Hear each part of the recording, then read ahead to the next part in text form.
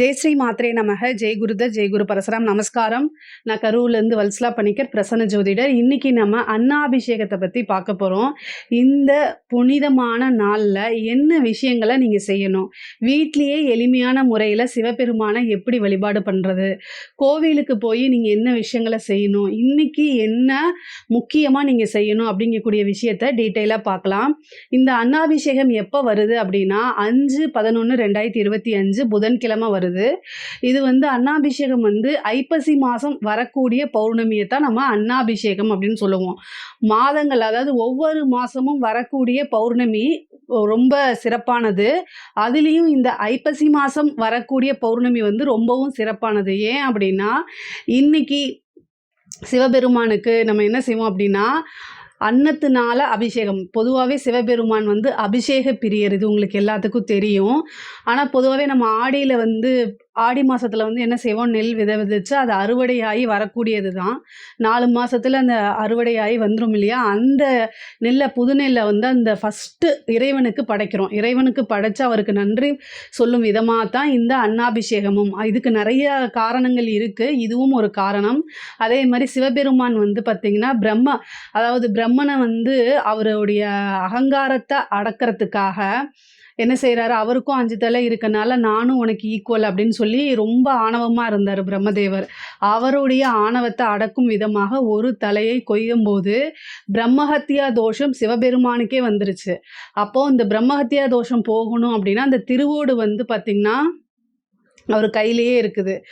அப்போது இது என்னென்னா, இந்த தோஷம் போகணும் அப்படின்னா அதாவது போய் பிச்சை எடுக்கணும். அதாவது பிச்சை எடுக்கும்போது யார் உணவு போடும்போது இந்த இது அந்த திருவோடு விலகுதோ, அவர் கையை விட்டு விலகுதோ, அன்னைக்கு இந்த பிரம்மஹத்தியா தோஷம் போயிடும் அப்படின்னு சொல்லி ஒரு இது இருக்குது. அதே மாதிரி அன்னபூரணி கிட்ட என்ன செய்கிறாரு பகவான், பிச்சை வாங்கும்போது அன்னபூரணி தன்னுடைய கையால் பகவானுக்கு படியளக்கும் போது, சாப்பாடு இது பண்ணும்போது அது நிறைஞ்சு சிவபெருமானுடைய கையிலிருந்து அது விலகிறது. பிரம்மஹத்தியா தோஷமும் விலகிறது. இந்த ஒரு ஐதீகமும் இருக்கு.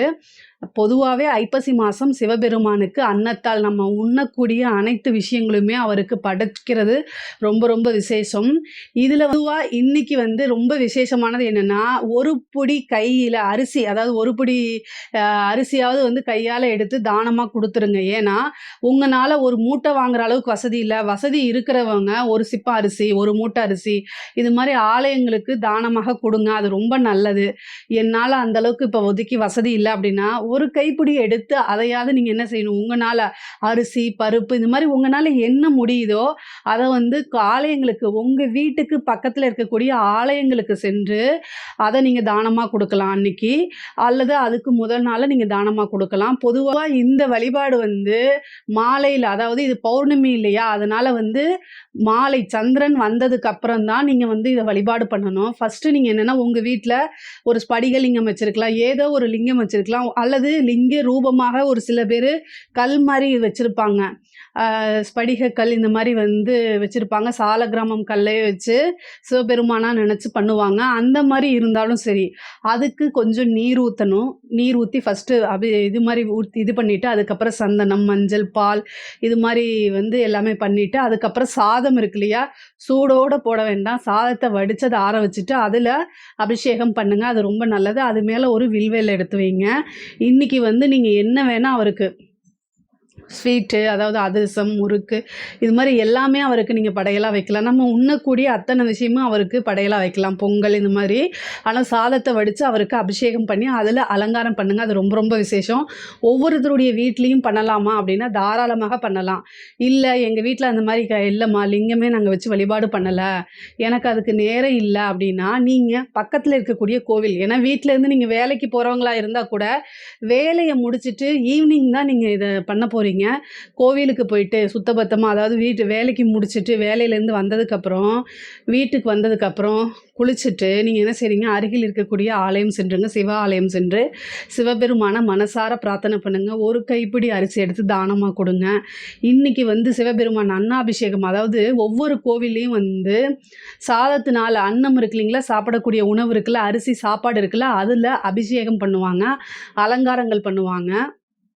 பண்ணி அங்கே வந்து மூட்டை மூட்டையாக அரிசி வரும் அன்னைக்கு. அதெல்லாம் வடித்து என்ன செய்வாங்க, அங்கே வரக்கூடிய அத்தனை சிவபக்தர்களுக்குமே அதை வந்து தானமாக கொடுப்பாங்க. அன்னதானம் போடுவாங்க. அந்த அன்னதானத்தில் கலந்துக்கிட்டு நீங்களும் சாப்பிடுங்க. இதனால என்னென்னா, ஒரு வருடத்துக்கு உங்களுடைய வீட்டில் உணவுக்கு தட்டுப்பாடே இருக்காது. ஃபஸ்ட்டு நம்மளுடைய குடும்பத்தில், அதாவது நம்மளுடைய வீட்டில் வந்து பார்த்திங்கன்னா, இந்த மல்லிகை ஜாமானம் உணவுப் பொருட்கள்லாம் நிறைவாக இருந்துட்டாலே அங்கே வந்து தரித்திரியம்ங்கிறது அண்டவே அண்டாது. அதுதான் உணவு இது வந்து, அதாவது உப்பு, புளி, அரிசி இதெல்லாம் குறையவே கூடாது. அது குறைஞ்சிட்டாலே தரித்திரியம் வர ஆரம்பிச்சிரும். அதனால் அந்த விஷயங்கள் இந்த அன்னதானத்தில் கலந்து நீங்கள் சிவபெருமான் கோயிலில் போய் நீங்கள் சாப்பிட்டாலே, இன்றைக்கி நீங்கள் சாப்பிட்றதுனால என்ன ஆகும் அப்படின்னா, உங்களுக்கு உணவுக்கு தட்டுப்பாடு வராது, தரித்திரியம் அண்டாது. அதே மாதிரி அன்னத்தால் அபிஷேகம் பண்ணக்கூடிய சிவபெருமான கண்ணார தரிசனம் பண்ணிட்டாலே 1 கோடி லிங்கங்களை தரிசனம் பண்ணி 1 கோடி லிங்கங்களை ஒவ்வொரு ஊருக்கும் போய் ஒவ்வொரு லிங்கத்தை நீங்கள் தரிசனம் பண்ணி 1 கோடி லிங்கத்தை நீங்கள் தரிசனம் பண்ணால் என்ன பலன் கிடைக்குமோ அதே பலன் வந்து இன்னைக்கு இந்த அன்னாபிஷேகத்தை அன்னைக்கு சிவபெருமான அன்னத்தால் அலங்காரம் பண்ண சிவபெருமானை நீங்கள் கண்ணார பார்க்குறது அவ்வளோ புண்ணியமாக உங்களுக்கு இருக்கும். அது மட்டும் இல்லாமல் பிரம்மஹத்தியா தோஷம் விலகும். ஜாதகத்தில் இருக்கக்கூடிய பிரம்மஹத்தியா தோஷம் உங்களுக்கு விலகும். நீங்கள் ஏதாவது ஒரு மனசார பிரார்த்தனை பண்ணிக்கோங்க. அடுத்த வருஷத்துக்குள்ளே அது கட்டாயம் நிறைவேறும்.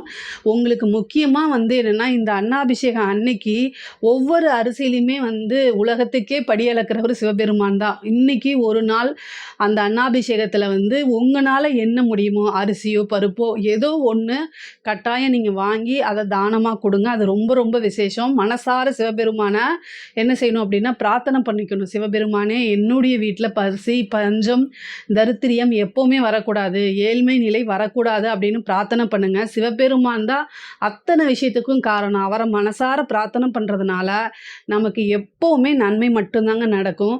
உங்களால் என்ன முடியுதோ அதை மட்டும் நீங்கள் செஞ்சால் போதும். ஏன்னா ஒரு சிலர் வந்து அன்றாடம் வேலை பளுனால எந்த ஒரு விஷயமே செய்ய முடியல, என்னால் என்ன பண்ணுறதுன்னு நிறைய பேர் கேட்குறீங்க.